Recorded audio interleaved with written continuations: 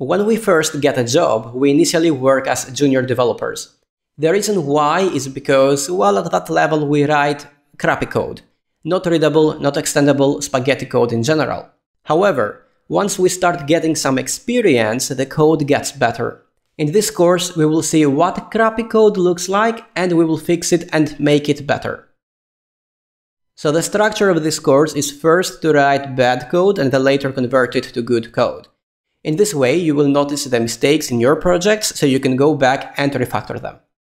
Even if you have been a developer for a couple of years and you consider yourself a good developer, trust me, you can still learn a lot from this course. Once you complete this course, I promise you your code will look better. You will actually improve from the very first video.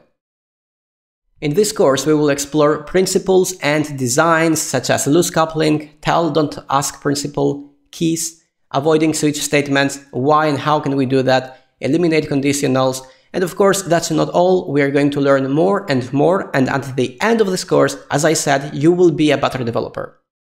Before I close this video, take a look at the requirements for this course, make sure you know some PHP before watching the videos, and after you complete the course, I want you to go and ask your manager for a better salary. Really, once you finish the course, go to your manager, tell him or her that now you are a better developer and you should get paid more because you deserve it. And one last thing, this course will never get outdated. We are just going to use plain PHP.